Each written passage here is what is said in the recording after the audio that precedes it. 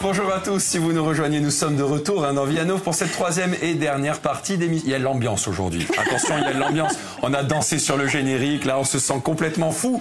Ils sont là, ils sont beaux, ils sont chauds. Le trio infernal de Viano, Xavier Affre, Marcel Petriccioli et André Paldac. Bonjour messieurs. Bonjour. Bon, moi je dis, il ne manque plus qu'une foule en délire qui applaudit, qui crie. Hein. Ça serait cool. À manière un peu Beatles. Oui. Ouais, et un live, un jour comme ça. Ben oui, ça peut être sympa. Bien sûr. Comment ça va messieurs? Bien? Une forme. Très bien. Tranquille? Cool. Bien. Bon, Marcel, ça va bien? Oui. Bon, aujourd'hui, on s'occupe pas trop de Christine Angot, on la laisse tranquille. Je pense qu'elle en a assez, ça suffit. C'est pas comme mardi dernier. C'est bon, on reviendra peut-être. On reviendra peut-être dessus hein, dans l'année si elle sort un petit bouquin. Qu'ils font. Alors Marcel, on commence avec vous. On parle d'une bande dessinée. Moi, ce que j'aime, c'est les monstres. Une jeune fille qui s'appelle Karen Reyes. Cette histoire. 10 ans, elle vit à Chicago dans les années 60. Et cette jeune fille, elle s'imagine tout simplement en loup-garou. Alors pourquoi elle s'imagine en loup-garou? Peut-être pour échapper à une réalité assez terrible. C'est vrai que sa mère est dépressive, son compagnon est plutôt bizarre. Et puis elle s'aperçoit que dans la vie réelle, il y a autant de monstres que dans ce qu'elle imagine. Donc cette petite fille, elle dessine très très bien. Et puis un jour, elle apprend que sa voisine de palier s'est suicidée d'une balle en plein cœur. Mais elle n'est pas convaincue que ce soit un suicide. Vraiment pas. Alors elle va enquêter. Et puis elle va apprendre que sa voisine de palier, c'est une femme qui a été dans les camps de concentration, qui a été une réchappée de l'Allemagne nazie. Alors elle va enquêter dans son quartier, et puis plus elle enquête, plus elle va découvrir des choses de plus en plus bizarres. Alors c'est une bande dessinée qui est complètement atypique. Au niveau de l'écriture, c'est absolument sublime, parce que c'est à la fois une enquête, un drame familial, une étude sociétale sur ce Chicago en pleine effervescence des années 60. C'est aussi, ça parle d'histoire, parce qu'on va vraiment aller au cœur de l'Allemagne nazie, on va s'apercevoir qu'il y avait beaucoup de prostitution, que les gens vivaient pas forcément très très bien. Et puis c'est surtout, je dirais, un livre très important pour l'auteur Emile Ferris, parce qu'en fait, à travers ce bouquin... Oui, l'histoire n'est pas née par hasard. Hein. L'histoire n'est pas née par hasard. Je sais que André va un petit peu en parler après, il a quelque chose à dire. Mais surtout, elle a envie de parler de ses combats, elle a envie de défendre des idées, notamment sur le fait que les minorités ne doivent pas subsister mais exister. Il y a plein de choses qu'elle veut défendre à travers ce livre. C'est ça qui est vraiment, que j'ai trouvé remarquable sur le fond. Et par contre, et la forme, si on parle des dessins, je sais pas ce que je peux dire, sublime. Ah oui, sublime, émouvant, époustouflant. Alors, il faut savoir que Émile Ferris a eu, on va dire, un accident. Hein, s'est fait piquer par un moustique. Bon, c'est banal, mais sauf que elle a contracté. Voilà, exactement. Et donc elle est devenue paralysée et elle a fait ses dessins en étant paralysée. Hein, une petite rééducation de la main, à force de vouloir le faire, à force de conviction, elle a réussi à dessiner. Elle était donnée pour paralyser, ne pouvait plus normalement ne plus pouvoir marcher, ni écrire, ni quoi que ce soit. C'est exactement ce que j'allais dire, donc c'est bien que tu aies soulevé le point, oui. Mais ce que je voulais surtout dire, moi, c'est que je suis allé sur le net, j'ai pas pris le bouquin, et j'ai un petit peu regardé quelques planches au niveau des dessins, c'est exceptionnel pour moi. Franchement, j'ai accroché comme c'est pas permis, hein. Très profond, l'histoire, laisse pas de marbre aussi, hein, puisqu'il y a quand même beaucoup de points soulevés qui sont assez forts. Hein. Vraiment, graphiquement, c'est sublime. Je dirais que c'est indescriptible de talent, tellement c'est beau. Chaque double page, c'est un chef-d'œuvre. C'est hors norme. C'est complètement hors norme. J'ai jamais lu une BD comme ça. Honnêtement, jamais j'ai pu lire une BD comme ça. Et savoir que tout a été réalisé au stylo bille. Oui, voilà, c'est ça qui est complètement fou. Ça se voit, c'est dingue. Il y a beaucoup de gens qui s'amusent à griffonner. Oui, mais là, malheureusement, tous n'ont pas le talent. Non. Moi, je le fais, par exemple, ça donne pas ça. Oui. Vous en voyez beaucoup, vous, en cours. Oui, les élèves. Oui. Et si je peux me permettre aussi, ce qui va aller dans ton sens, c'est qu'elle a quand même eu 48 refus au niveau des maisons d'édition. Il faut le savoir, c'est balèze. Hein. Et 6 ans pour le faire. 6 ans, alors ça parle d'art, ça parle de résilience, ça parle de plein de choses. Il y a même eu quelques petits problèmes, parce qu'elle décide des œuvres d'art, donc il y a des petits problèmes de droit. Donc à la dernière minute, elle a été obligée de retoucher les planches. Donc c'est une histoire fabuleuse. Le livre, il a raflé tous les prix aux États-Unis. Hein. Meilleur album au Eisner Award, meilleur dessinateur. Spiegelman dit que c'est le plus grand talent qui existe. Voilà, donc, allez, on le recommande. Précipitez-vous parce qu'il est déjà épuisé, il est en réédition. S'il y a un ovni en 2018, celui-là, tu le traites d'ovni. Hein, voilà. Alors André, justement, vous gardez la parole. Alors, est-ce que vous pensez que justement le blues que vous allez nous présenter aujourd'hui peut aller avec cette histoire? Pourquoi pas?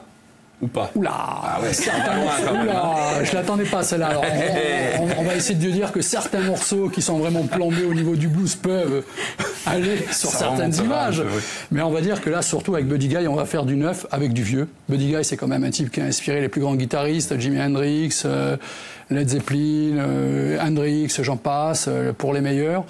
Bon, lui, 83 ans, il sort un nouvel album, 50 ans de carrière, encore plus d'albums. C'est ni plus ni moins qu'un petit bijou. Actuellement, si un jeune ou moins jeune veut se mettre à faire du blues, il faut qu'il écoute cet album. Il y a tous les plans blues possibles et inimaginables.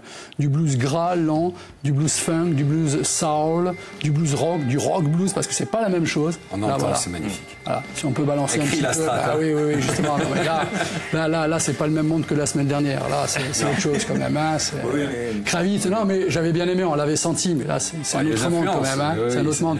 Et justement, sur ce morceau en plus, il se permet quand même d'inviter Jeff Beck et des Rolling Stones, Keith Richards. Pas rien. C'est pas non plus n'importe quoi. C'est le dernier des bluesman, Buddy Guy, vous On pensez? vit actuellement, oui, Oui. si on traite les bluesman de 75, 80, 85 ans, voire peut-être déjà passer à la trappe, ceux-là on ne les comptera pas. Non, c'est le dernier, c'est le plus grand actuellement en vie. C'est une Je légende pense que- vivante, Oui, tout tout simplement. à fait. Il Bon, est alors, énorme. à écouter sans modération, bien sûr. Sans modération, accompagné voyage. peut-être d'un petit verre, hein, Oui, toujours le bah, toujours, 12, bien sûr. voilà. Est-ce que vous le Voilà, non. recommandez aussi aux non-initiés, ceux qui n'y Ah oui, connaissent ben, absolument rien? c'est ce est-ce que qu'on j'ai peut dit justement découvrir tout à l'heure, si tu veux. Jeunes ou moins jeunes qui veulent se mettre au blues, tu as tous les plans là-dedans, hein, vraiment, qui sont à découvrir. Donc après, qu'est-ce qu'on pourrait dire? Alors je voulais présenter justement aussi l'album, mais à travers un vinyle, parce que ça serait un petit coup de gueule pour une fois. Je ne sais pas si la caméra... Voilà, je le montre dans la bonne caméra, voilà. Oui. C'est un super vinyle, en fait, là. Let's Worth, c'est là où il est né. Il est bien gentil, il se présente tout ça. Au prix où on paye un vinyle, je fais la pub, donc c'est sympa. Sauf que, excusez-moi, les paroles, où est-ce qu'elles sont passées, les paroles? Ah, on a zappé les paroles. On a zappé les paroles. Alors de 7, je descends à 6,50. Et le budget pour le Pourtant, feuillet vous verrez, parole. c'est pas moi les coups de gueule, tout ça, mais là, ça m'a un petit peu étonné. J'ai pas apprécié. Voilà, Buddy Guy était sympa, mais il faut que tu vois un petit peu avec les personnes qui s'occupent de la mise en page et tout. Ça va pas, ça le fait pas. Merci. Bon, ben, Plaisir. on reviendra avec vous, on reviendra vers vous tout à l'heure pour un autre album. Super. On en parlera dans À tout à quelques l'heure. instants. Xavier, comment ça va? Parfaitement. Mon cher Xavier, alors on a vu Première Année, on a aimé, et là vous nous proposez un film du grand Jacques Audiard, Les Frères du grand. Sisters. Je prends des risques. Ah d'accord, mais pas si grand que ça. Je croyais moi. Hein. Non. Pas l'unanimité. Non, et c'est le nouveau. C'est son premier western. Alors, c'est son premier western, son premier film en langue anglaise. Je crois que ce sera le dernier western. Il s'appelle Les Frères Sisters, avec alors un casting extraordinaire. Hein. Oui. Joachim Phoenix, John C. Reilly, Alors, l'autre, il est dur à Jack dire. Gyllenhaal non, Ouais. et Riz Ahmed, qui sont tous les quatre, mais vraiment exceptionnels, franchement.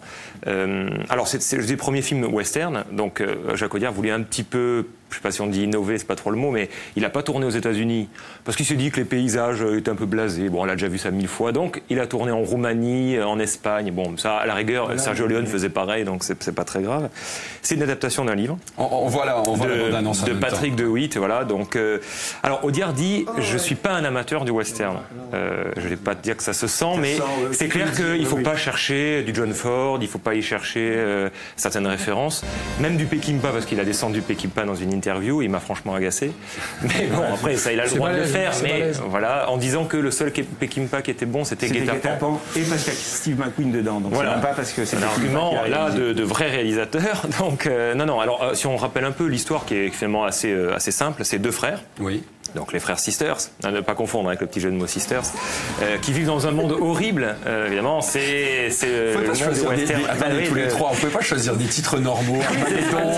Je sais pas, il y en a plein, non Bon, en fait, ce sont des tueurs à gages, on va dire ça comme ça. Ils sont chargés par le Commodore, un personnage joué par Roger Howard d'ailleurs, hein, qui est un souvenir de cinéphile. Et ils sont chargés de poursuivre un homme, en la personne de Riz Ahmed et aussi Jack Gyllenhaal. Ils doivent les tuer, ou le tuer, voilà, en gros. Tout hein. simplement. Et cette espèce d'escapade pour aller tuer quelqu'un se transforme en récit initiatique. Les deux frères se rapprochent, nous on découvre un peu leur histoire aussi, c'est ça qui est assez touchant dans le film. Alors moi j'ai bien aimé le film. Alors, mais c'est une adaptation, non? Oui, c'est l'adaptation d'un roman. Je pense que c'est assez fidèle. Ce qui m'a plu, c'est le côté justement surprise, parce qu'on s'attend à de la violence. Il y a des moments paroxystiques, et finalement ça retombe d'un coup.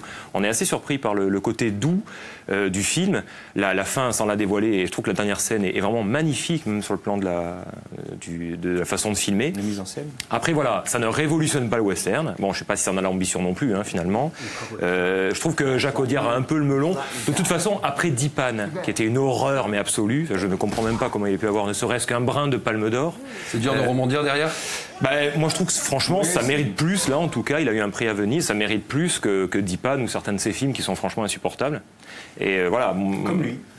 Oui, parce que c'est un peu un faux modeste. Oui, quand vous l'écoutez en interview, vous dites non, moi je veux faire des petits films. Non, à chaque fois il veut faire le grand film. Quand il n'a pas la Palme d'Or, il fait la gueule.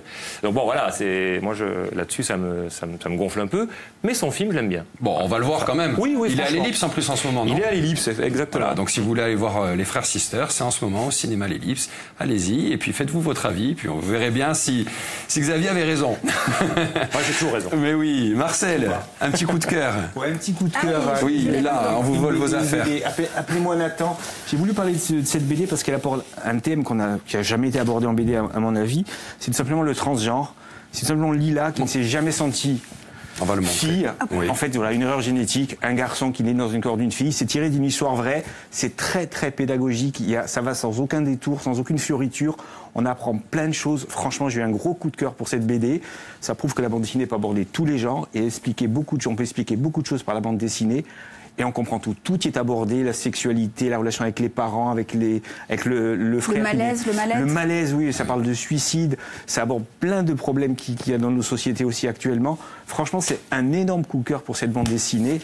Voilà, vous allez apprendre plein de choses sur un phénomène dont on ne parle pas beaucoup, le transgenre, ça existe.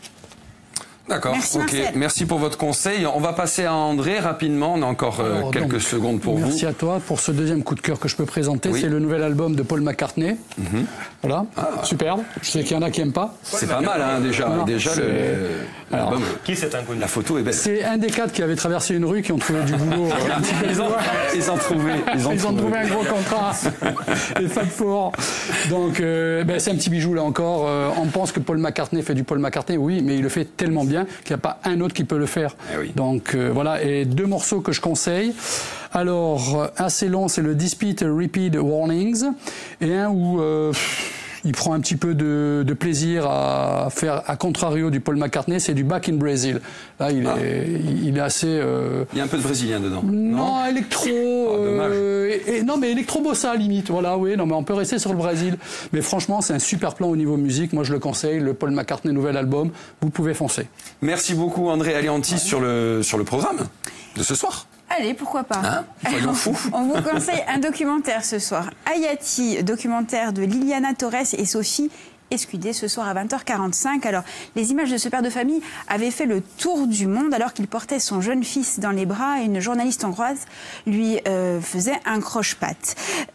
Liliana Torres et Sophie Escudé racontent l'histoire d'Osama, entraîneur de football syrien, réfugié désormais en Espagne, où il attend encore sa famille. C'est ce soir sur Via Stella à 20h45. Voilà, ne manquez pas. Et également le rendez-vous à 20h10 avec Célia Petron, invitée, Jacques Linko, entre techno et musique du monde arabe. Elles parleront du pouvoir de la musique et de l'état de transe. Pas mal, hein. La musique arabe peut mener à la transe, hein. Ça c'est génial. Ouais, ça j'adore. Allez, merci beaucoup messieurs, merci pour tous vos conseils. Hein. Là, on est calé niveau culture, on est bien. Nous, on se retrouve demain. Pour une nouvelle émission, on va parler de plein de choses. Je me rappelle plus, mais en tout cas, vous verrez bien demain. C'est quoi demain? Apprentissage d'une langue, le bilinguisme, entre autres. Voilà, entre autres. Allez, on vous embrasse. Bon après-midi sur VST.